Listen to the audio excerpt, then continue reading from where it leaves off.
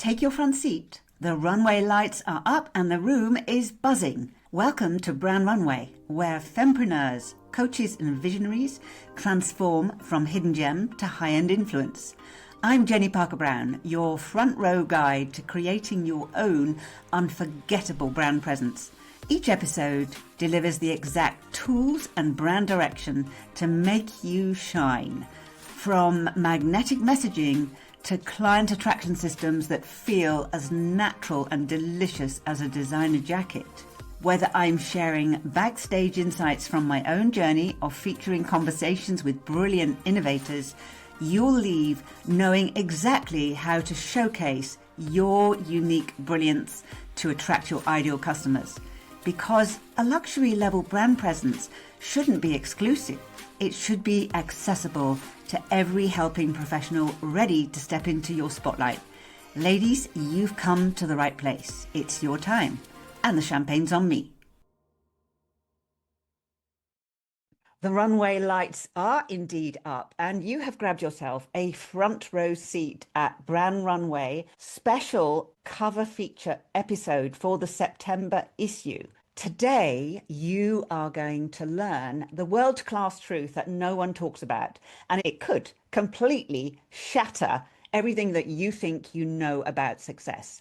My guest, Anjel B. Hartwell, is a multi-award-winning podcast host who's built a multiple reinvention empire. But here's what makes this conversation different. We might just share with you the brutal truth and reality about what it really takes to be world class, as that is the topic for this magazine. And it might be what everyone else is too scared or too invested in fairy tales to say. We've both rebuilt our lives and businesses multiple times, and what you're about to hear isn't the sanitized version of what it takes to be successful. It's what goes on behind closed doors when you do the real work. I'm Jenni P. Since 2012, I have been interviewing business titans from all over the world. I've interviewed over 150 really truly world-class 8, 7, 8, 9-figure entrepreneurs, and some nowhere near that, to find out what it takes to not be in the 90% of entrepreneurs that will fail. Here's the thing that I just got shocked about before I came on, is it used to be that most businesses would fail in the first 2 years. Now it's the first 4 months. So we are going to shake that up a bit for you, because you are in a world-class room. My friend, my dear friend, mentor, gorgeous soul. What's it like to be on the other side of the microphone, first of all? Well, it's always a pleasure to be on the other side of the microphone, and even more of a pleasure to be in your presence, Jenni. You and I go way back, and you have been a shero of mine for many years. You know, somebody who is out there really modeling what it takes internally as much as externally to create the change that needs to be created in this world. And so it's just an honor and a pleasure to be on this side of the mic. So I omitted to say that not only are you a multiple award-winning podcast host, you are also a creative age visionary leader, and you are one of the finest visionaries I know. In fact, I was reflecting last night that you are actually the person I've known online for the longest time of all.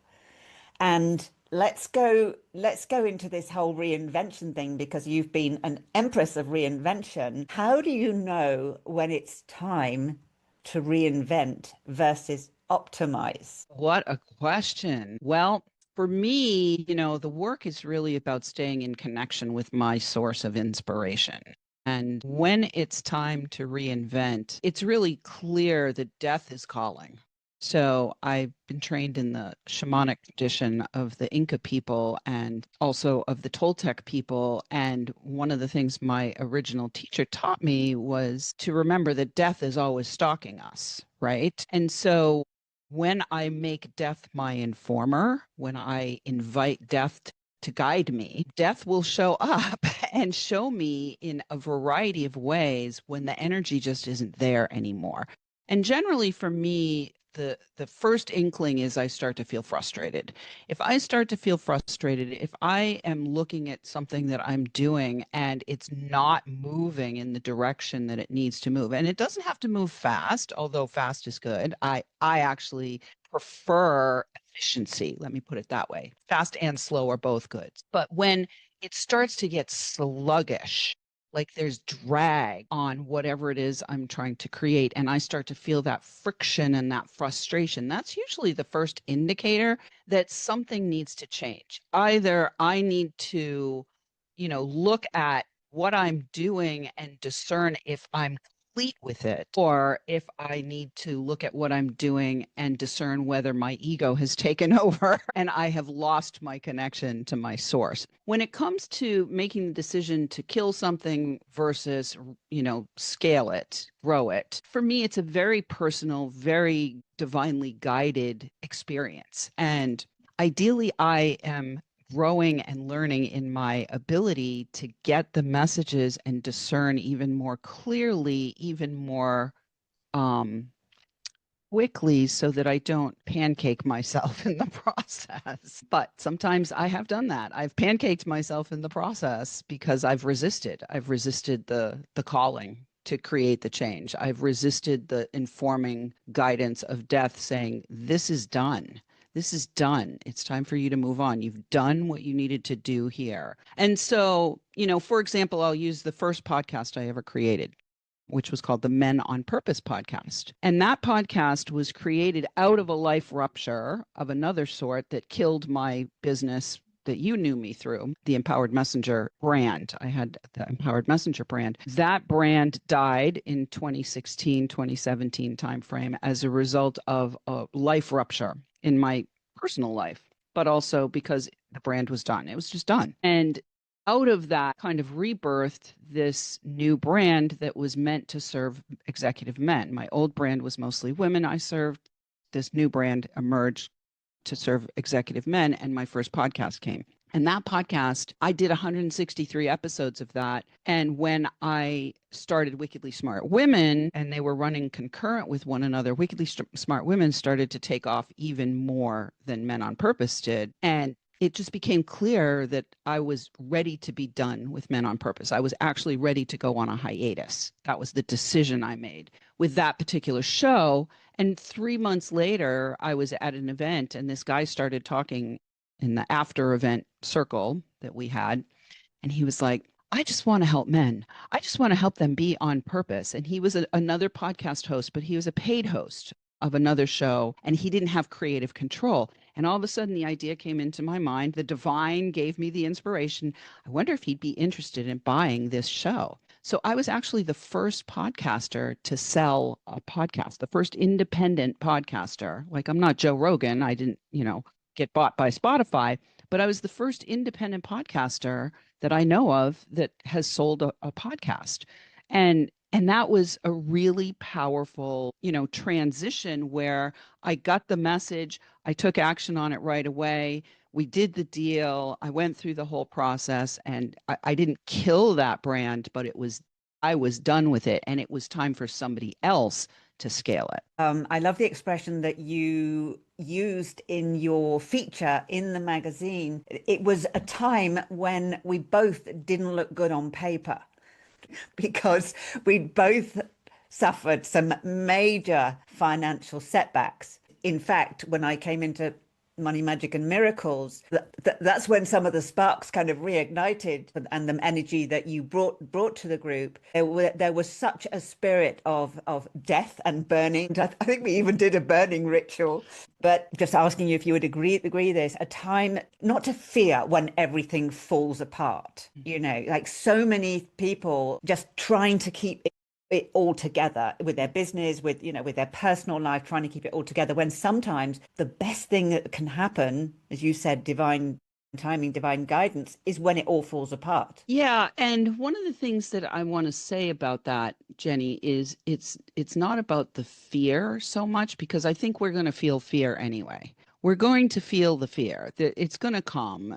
When you have invested a lot of money and time and energy and creative power into creating anything, when all of a sudden death lands at the door, feels fearful because you've kind of been going in this direction and you've been invested and you've put momentum in and your passion and your heart into it. It's less about the fear and more about the attachment. And I think too many of us get attached to our creations and we get attached to our vision. And it's like this really delicate dance where, yes, we want to put into our vision. Yes, we want to put into our creation. And then there comes a point where our creation has to stand on its own or die on its own. And my greatest devotion that has been cultivated over these many changes, over these many reinventions, we can call them rebirths, deaths and rebirths. What I have come to understand is where my greatest devotion lies is not in the thing that I've created,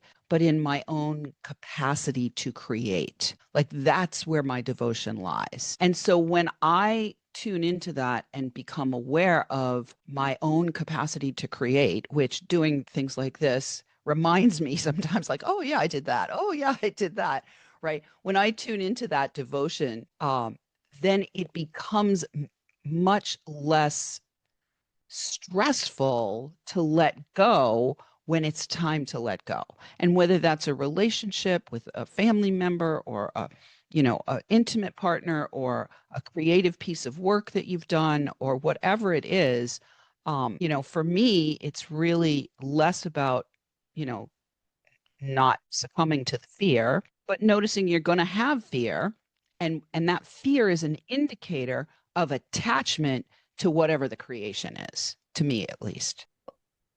As this issue is all about world class, what are the character foundations that give you world class gravitas, even if things fall apart? What are those character foundations that are common to people who can keep transcending, who can keep just either being brilliant moving forward or innovating or bouncing back? I don't know of one entrepreneur that hasn't had some kind of failure. For the people that you serve, what are the character foundations that you support? Well, I'm going to go back and say devotion, right? Devotion to your calling, right? Devotion to the vision, devotion to your purpose, devotion to the mission. Some people say commitment, but I prefer devotion because to me, devotion is just a higher frequency of that concept. And devotion is really something that comes from the heart more than commitment to me is a little bit more mental. So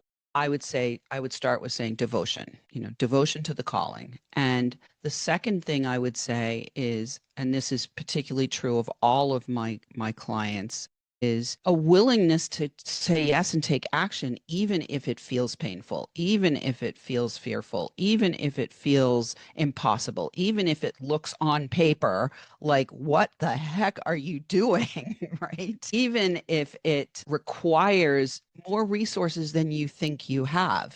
Some of the things that I teach and work with people on through the Leading Visionaries podcast is this idea of remembering that we can ask for help in the world. We can ask for help for resources. We can ask for, money. We can ask for help. And so I think the third thing I would say is this willingness to shed the lone wolf and be open to the help that is all around us. The help is everywhere, all around us. And I think my biggest failure for years was not asking for help, thinking I had to do it all by myself. And now I'm much clearer that help is really important. So I would say those are the things that are key. And when I talk about asking for help, a lot of times that requires investment, investing in help. You mentioned that I've been a mentor of yours. And then I think the last thing is remembering again that source is my source. Source is my source. The world is not my source. Source is my source. And then source shows me, brings me the resources and the experiences and the opportunities that I need to be able to make a global impact, to be able to fulfill that larger mission. And, one of the things I want to say about world class Jenny, as I was sitting here thinking about this interview today, I realized probably 20 or so years ago that there are lots of different worlds. I lived with a gal 30 years ago now. I lived with a gal whose mom raised Jack Russell Terriers, and that's a whole world. Like dog breeding is a whole world in and of itself. And so you can be world class in dog breeding, and nobody on the street is going to know who the heck you are, right? And so I think this idea of world class, it's important to remember world class doesn't necessarily mean that your name is in everybody's mouth all over the world. It means that you are devoted to doing your very best to bringing your mission and your purpose in whatever industry or field that you are in, to the heights that you have the capacity to bring it to, and to show up and take action no matter what's going on. Like be in your power, be in your power and do your very best. Just that those are the things. Yeah, I mean, somebody might kind of balk at the idea or the word world class, especially founder and emerging entrepreneurs. But we're not talking about going for Olympic gold. It simply means that you give yourself, I love the word devotion, the devotion to being as excellent as you can in your own gifts and genius zone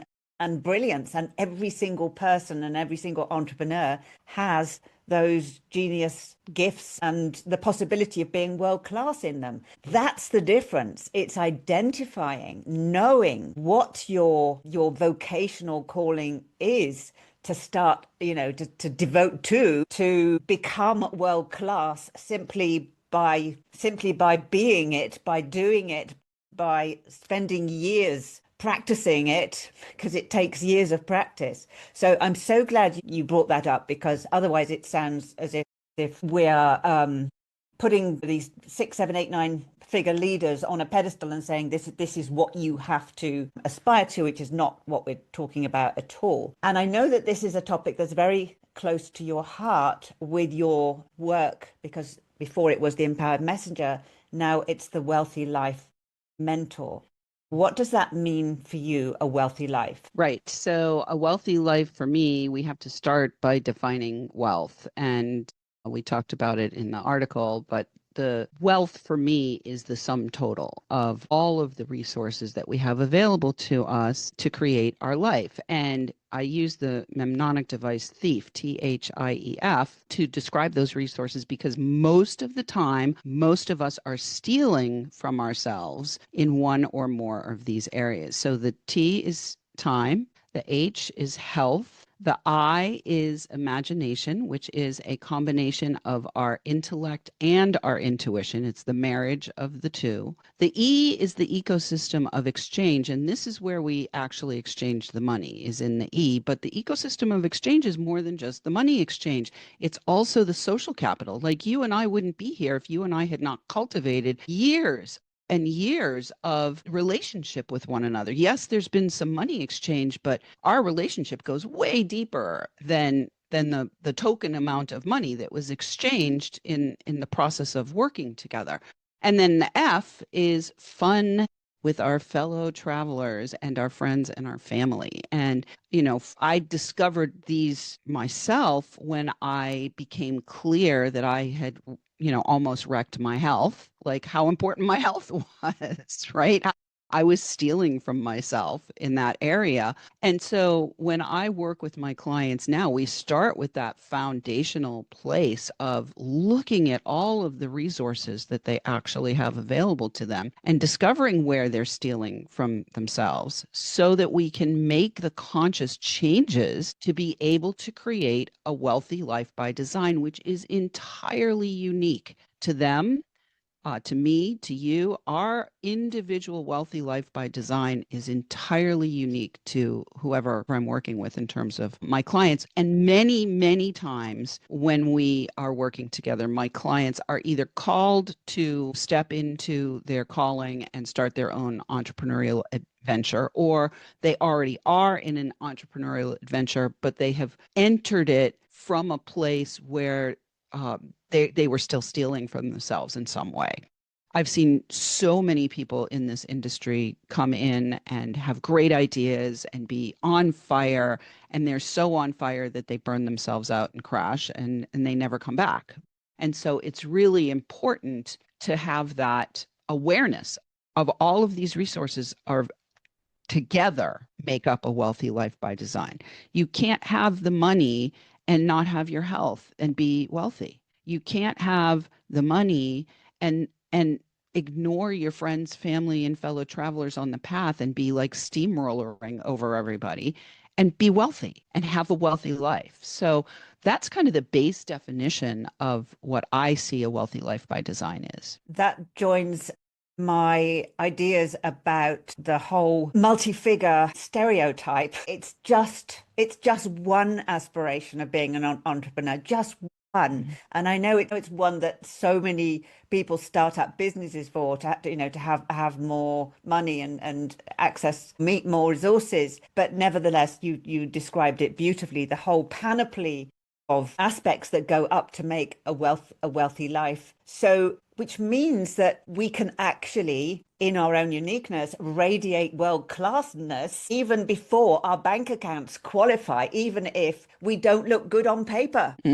Correct, correct. I'll tell you something that I've discovered for myself, but one of my earlier mentors also told me a story that was really powerful, and I've seen it now. I've lived it and I've seen it now. The people who are out there who are actually doing 7, 8, 9 figures, that individual person in the entrepreneurial space, that individual person, generally speaking, is not taking home 9 figures. You know what I mean? And so sometimes, the revenue can say 7, 8, 9 figures, but the actual profit is minuscule.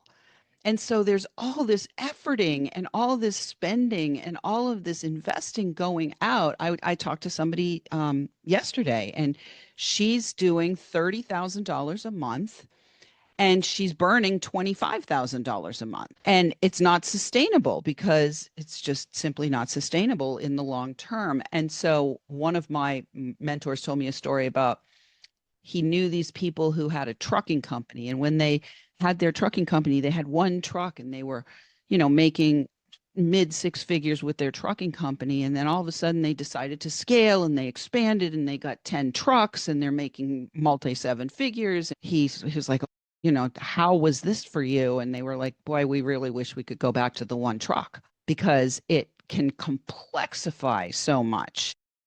We do have the aspiration to have more money because in our world what it says on the income statement seems to be some sort of stamp of approval. But is it really good if the profit is not there? Is it really good if your health is not there? Is it really good if you're working 14 hours a day? Is that really of value? Are you putting value into the world and into your own life by killing yourself for that? Doesn't make sense. So there's a lot of people who are in that space with those money markers out there, and I'll say my clients worldwide have generated in excess of 9 figures, and I have consulted to not 7, 8, and 9 figure business owners, many of whom are doing well. It's important to not sacrifice not sacrifice any of these 5 resources: time, health, imagination, ecosystem of exchange, and fun. To not sacrifice any one of them in favor of getting that money metric on your, notch on your belt. Does that make sense? Yeah, absolutely. Which means that you can absolutely devote to a world-class lifestyle by following your greatest passion, gifts, genius, without necessarily having to make those markers, as you said, and start now. Like literally, that's the thing, is it can hold us back if we feel so separate from that. I see this with my early stage clients all the time. Is it almost feels impossible for them, whereby I said it's just a way of being. It's just a way of being. You just show up today as your higher self. I call it higher self. So then we get down to, yes, it's really that's part of the fun, is having that cash. Sure. We love cash. Yeah, We yeah. love So cash. cash is fun, but What, in your experience, are the ways that we hold us back from allowing and receiving money, actual money that we can have fun with? Well, I actually have 5 ways that we ward off wealth, and it's not just the money, but it applies to the money, right? We ward off this wealthy life in these ways. So the first way is we worry. I'm psychic, you're psychic. The way I see worry when a client comes to me is it's like this dark, gray, dusty, musty, nasty, damp, smelly army blanket that's wrapped around whatever they're worried about. So if you're worried about money, that's what's going on, and money is going to be repelled from that frequency. People are going to feel that frequency when you're trying to engage with them, and it simply doesn't serve. So we need to walk away from worry. The second one is withdrawing. So there might be people who are listening to this interview right now and they're getting sparked, they're getting activated, they're getting awareness that they didn't have before. They're getting inspired, they're getting motivated, and they'll turn this off and pull back. And if you withdraw your energy from that which inspires and motivates and excites and interests and activates you, then the energy is just going to peter out. It's going to die away. So if you are inspired here, stay engaged, stay in action, continue to move forward rather than pull back in order to welcome more wealth, because withdrawing will ward it off. The third way is waffling.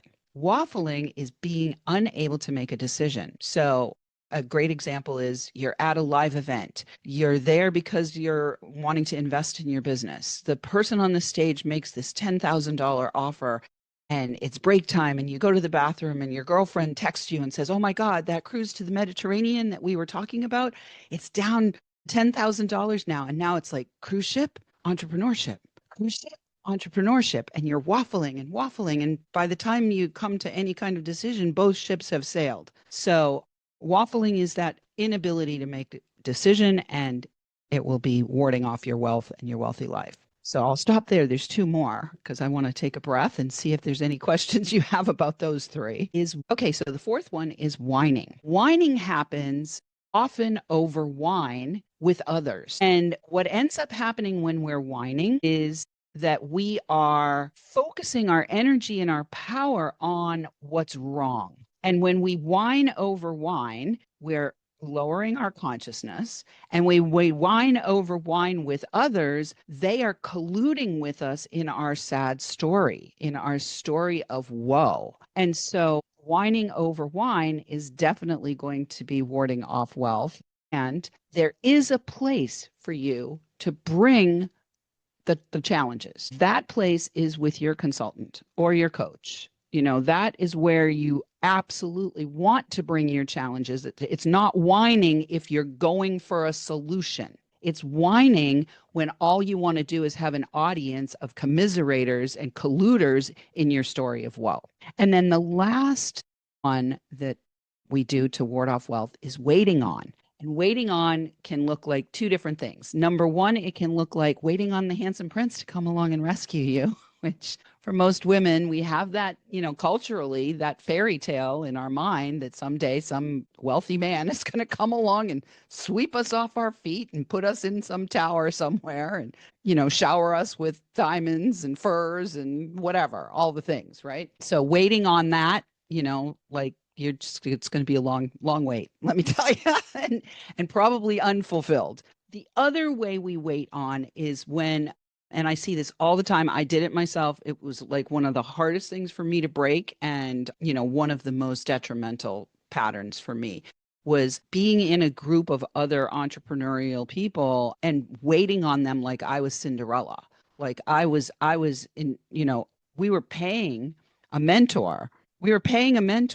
And they were getting more support from me than they were getting from the mentor because I was busy waiting on them. Like, serving, being in servitude, not being in service. So those are the 5 ways that we ward off wealth and a wealthy life by design. Awesome. I love those that have particularly got the wine while you wine, which is banned in my house anyway. The whining, not the wine. So just to conclude, Angel, what's the big vision with the latest podcast? The Men on Purpose had its own divine inheritor. Then was the Wickedly Smart, and this one is the Visionary, Leading Visionaries. Yeah. Creative Visionary. Leading Visionaries. Leading Visionary. What's the Yeah. big vision? What do you want this to go? What do you want Well, to happen with this? yeah, let me just step back and say, just like I sold Men on Purpose, I would, for the right price to the right person, with the right deal, sell Wickedly Smart Women, which, is 6 years old, has 14 awards, is downloading in 127 countries. For the right deal, I would sell that. And so right now, Leading Visionaries is like in its infancy, 2 years old. We've got 4 awards. We're downloading in over 50, I think 58 countries now. For me, Leading Visionaries is almost like the culmination, because Men on Purpose was men exclusive. I only interviewed men. Wickedly Smart Women, I've only had women on, except for the last year's anniversary episode. The man at the time who was my editor, and is a fellow podcaster, he interviewed me for that. So that was the first time a man's voice showed up on Wickedly Smart Women. Leading Visionaries is non-gender specific. And for me, it feels like it's the marriage of everything I've been doing. And that's one of the things that, I want to kind of convey to the entrepreneurs who are here. What may seem like a failure is actually still going to have gifts, is still going to have lessons, it's still going to have skills that you picked up, it's still going to have connections and experiences that you picked up that you'll carry forward and maybe weave in and blend into the next thing that you're creating. And so for me, Leading Visionaries right now feels like it's the kind of culmination of everything that I have done. And it really feels like it's going to show me. Right now, it's going to show me. I am in a place of open receptivity, of curiosity, of, wonder, which is one of the ways that is one of the antidotes to the way we ward off wealth. I'm in a state of wonder. I wonder what's going to happen with Leading Visionaries. I don't know yet. I am pulled by vision. I'm not a goal setter. I'm a vision getter. So when the vision comes, I put myself into the devotional state of doing what I am being guided to do and taking action in the way that I am being shown to take action. And I don't sit here and say, oh yeah, we're going to do this and this and this, because whenever I've done that, it's really messed things up badly. So I'm in the wonder. I wonder what's going to happen with Leading Visionaries. Okay, and absolutely final question I love to ask everybody is, if you were given 30 seconds to 1 minute on the top of the highest mountain building in the world to broadcast the most important thing you could, your own legacy message, what you want to say from your heart and soul to the people that need to hear it, what would that be? Well, I have 2 prayers. One prayer is, clarity is divinity. So make me a pure, clear channel.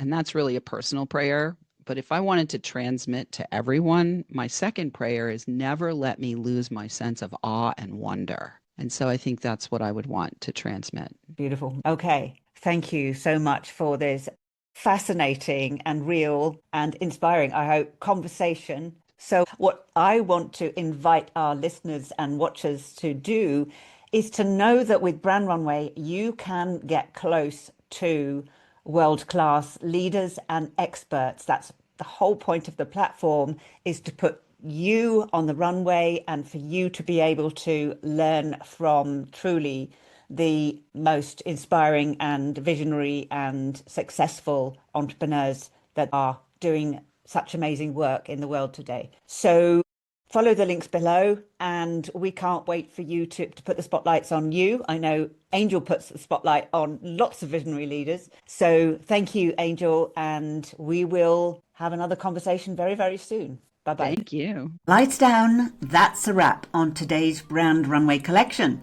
I hope you're filled with inspiration to step into your spotlight and claim your place as the sought-after and fully booked-up changemaker you're meant to be.